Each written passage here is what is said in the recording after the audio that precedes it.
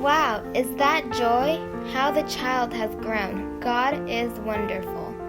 How did I come to know Joy and her mother? It is a truly amazing story. My name is Lillian Dickson. I was born and raised in America. Many years ago, my husband James and I got married after he graduated from seminary. We crossed the Pacific Ocean by ship and landed in Taiwan.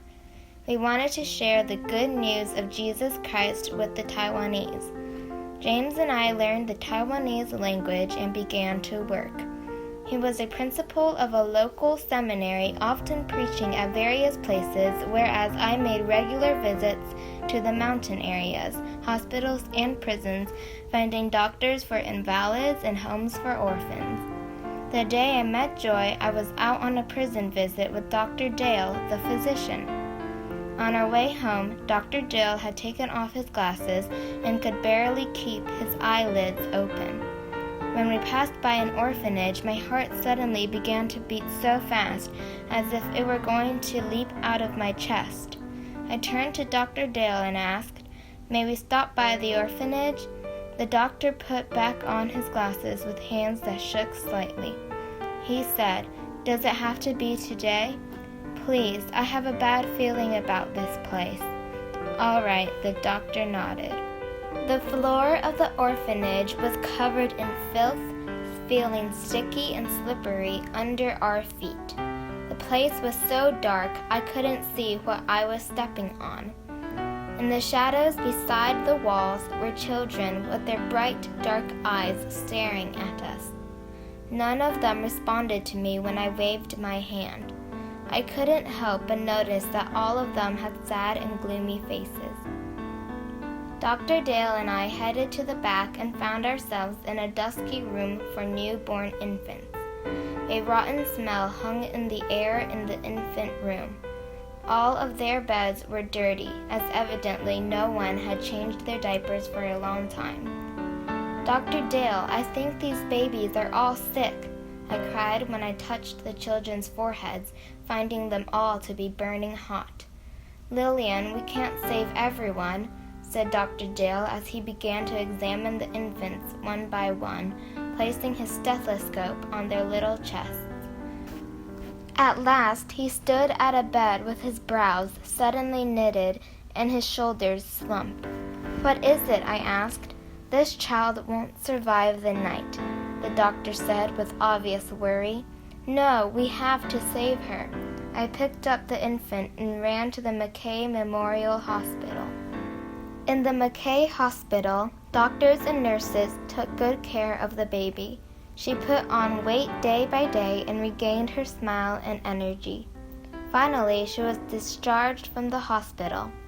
However, I received a letter from the principal of the orphanage telling me this infant was a leper's daughter and should not return. What to do?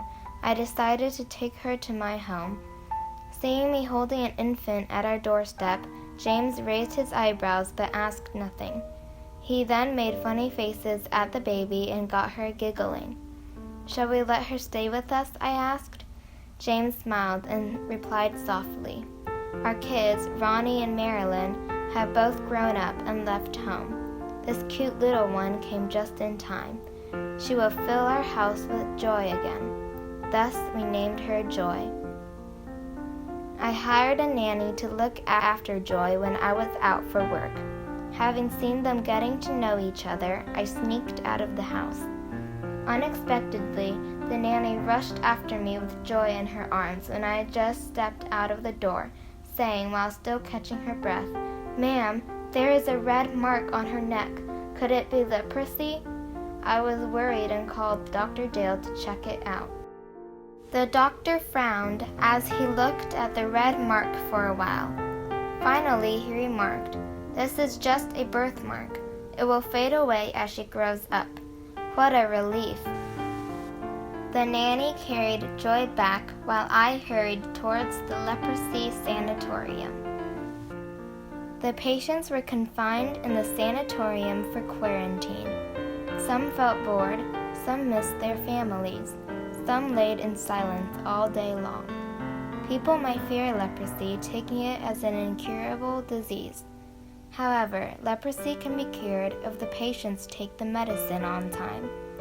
As a matter of fact, being exposed to leprosy seldom leads to an infection.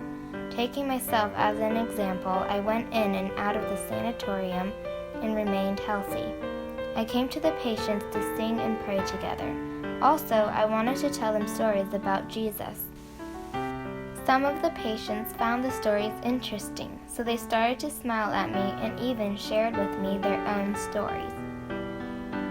Ning was a new patient in the sanatorium. A few months ago, she had given birth to a healthy little baby. Everything went well until the doctor found red marks on her and diagnosed it as leprosy. She was then forced to go to the sanatorium. Later on, while kept in here, Ning lost contact with her husband and could not do anything but let the newborn baby be placed in an orphanage. I heard nothing from the orphanage now. Maybe my baby has died? Ning was desperate. I thought of the children in the orphanage and asked Ning, "What does your baby look like? Any features?" "There is a red birthmark on the back of her neck," she replied. "A birthmark?"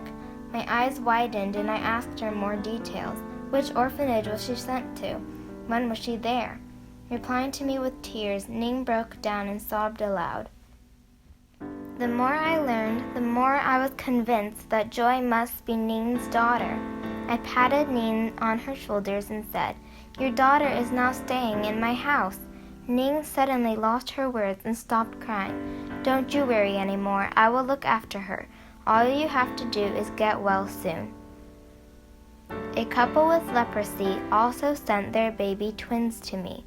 The children couldn't live with their parents in the sanatorium, nor be accepted by any orphanage.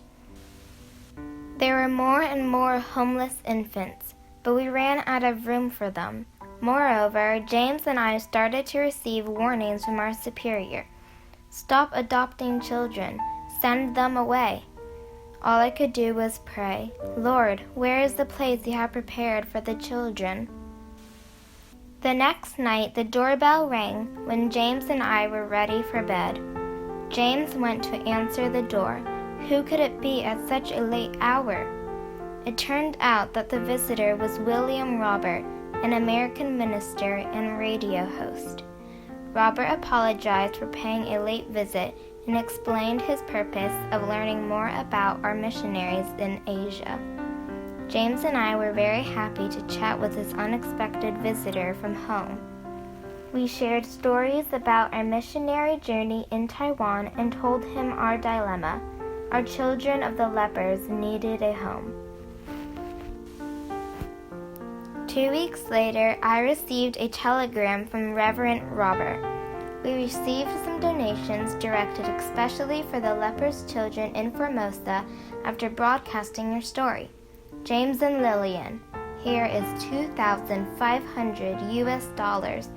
Please build a home for them. I bought a plot of land and built a big house. Desks, chairs, beds, and toys were placed in.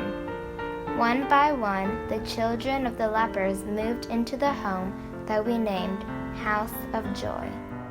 From time to time, I invited photographers to take pictures of the children in the House of Joy. When the parents in the sanatorium saw their children growing up healthy, they could be relieved and focus on recovering. Ning recovered not long after, left the sanatorium, and moved into our women's house with Joy. She learned the working skills needed to fit into society and was preparing for her new life. 6 months later, Ning and Joy were ready to leave the women's house. I told Ning on her way out, "Keep your leprosy a secret. Don't come to see me, and don't acknowledge me if we meet on the street someday." People often expel or look down on those who have stayed in the leprosy sanatorium. I didn't want Ning and Joy to be laughed at. This is why I told her to pretend she did not know me. Ning didn't reply, and her tears rolled down in silence. I whispered in her ear, "God will look after you. Surely he will also look after me." Ning smiled. One afternoon when I was heading home, I met Ning and Joy on the road unexpectedly.